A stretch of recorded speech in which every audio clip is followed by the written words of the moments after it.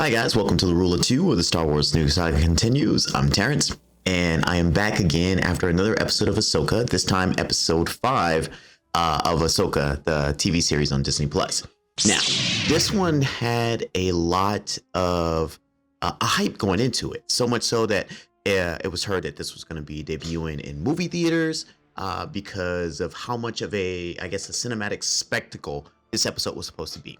But as I normally do in these episode reviews, reactions, and stuff like that, I try to break down the whole episode, kind of piece by piece, and kind of give you my thoughts about it. I'm not gonna do that. I'm just gonna tell you the things I like, the things I had questions about. First and foremost, not my favorite episode of the season so far. That is still episode 4.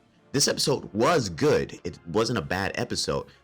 It had a lot to tell, and then I felt like it had some filler portions that maybe probably didn't need to be there.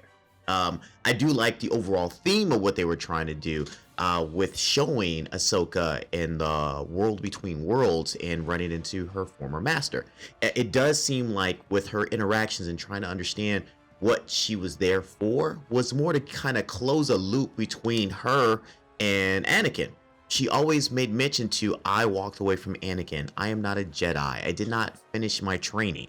And it seemed like she was kind of damaged by the fact that she didn't finish that training. She didn't have a complete end with Anakin before he became Vader. So it seemed like this episode was almost a Ghost of Christmas Past, where we kind of get to acknowledge some of the things that were good and bad in our life and how they make us better going forward. It seemed like she needed to have some closure with Anakin. And Anakin, in this situation, it's not really stated if this is really Anakin. Is this a figment of her imagination? Is this an Anakin pulled from time? Because there's so many loopholes and questions as far as his parents, why he's not glowing, why is his hand still damaged, and so on and so forth. But I'm going to take it for what it was. This is just her speaking to her master and her realizing her path in life. I do love the fact that Anakin, he is defining what it means to be a Jedi. Most of the time, we've heard in all the prequels and the original trilogy about them being peacekeepers. And in a time that she's training to be a Jedi, they are at war. And he explains to her, Jedis are what they need to be at that particular point in time. So I thought that was a good lesson for her to learn and kind of understand. Because in the present form of Ahsoka, she seems to be so focused on being a warrior. She's not looking at, evolving to the particular situation. And I guess maybe that explains the aggressiveness that she had in episode 4. So she kind of goes through different battles, and each time Anakin is kind of teaching her a lesson about what it is to be a Jedi and who she is as a person. So much so that where he challenges her to another fight and he pushes and pushes, almost to try to see what kind of reaction he gets out of her to where she can be what she needs to be in that particular moment. One of the great things I like that I did see in here as they were going through, because I will say I did like them going through like the live action versions of her being little, her being in different battles. That was super, super cool. But obviously the part that we really wanted Hayden Christensen to be back for is to show the transition between Anakin and Vader, and they did it amazingly. From the part where they show him walk away and you see him turn into Vader instantly and then turn back, to the time where he's finally challenging her and really pushing her, and he lights the lightsaber red and comes at her, and even modulate his voice to sound like if he's wearing the complete Vader breathing apparatus. So I think that was great. One of the things that I did kind of pick up on, or like it was probably meant to be obvious, is that his eyes were red. And I guess you could say, well, that's his turn to the Sith. But no. Because most Sith, I would say all of them, have yellow eyes. And his eyes were red. Now, I don't know if that was to show something specific, because when they were showing red, he kind of had the lightsaber up, but then he didn't have it up and his eyes were just red. I don't know if it was to show anger, aggression, whatever that is. But in the same thing where Ahsoka challenges him, her eyes turn red from the reflection from the lightsaber. Now, I think that was just an opportunity for them to show that this is a path that she could go on if she was to follow in the steps of her master, accepting that aggression, accepting that mind thought. So I love how when she stands down and removes the lightsaber, her eyes go back to normal. And at that point, that's when she is finally free of the world between worlds. Sorry, like I said, it's right after the episode, kind of late, so I get to a little bit tongue tied. So those were my favorite parts of the episode.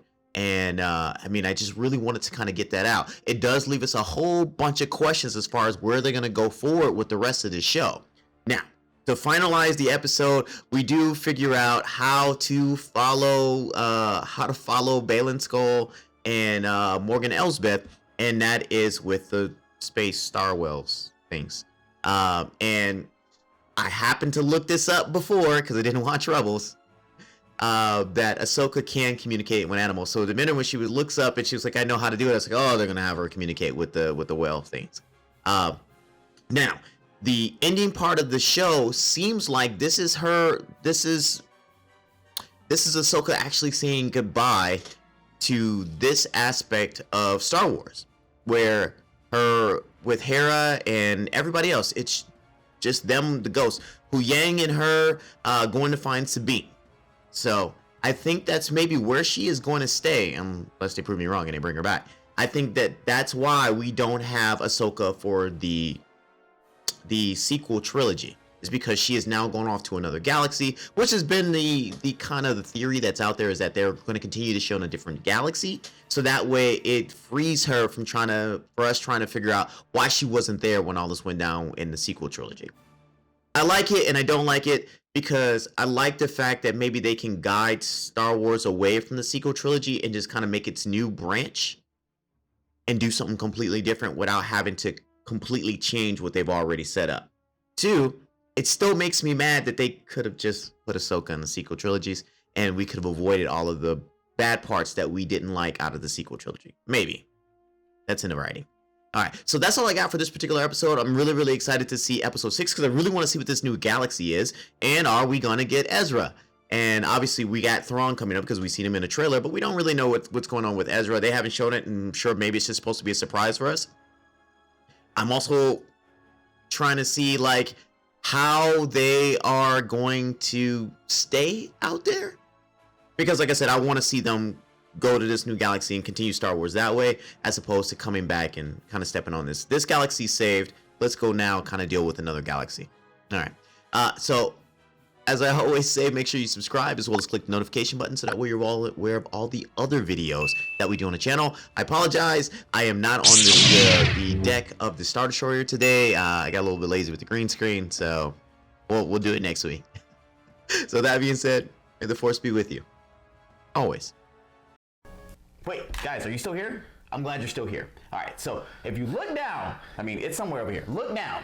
We actually have a Patreon. So if you guys watch the show and you really like what we want to do and you want to help support the show and you want to help me get an editor so I can get to sleep at night because I'm really tired and you guys see all my mistakes in the episodes, so please go to patreon.com/thegoods. Give us a penny, give us a nickel, give us $1. Just don't give us the finger.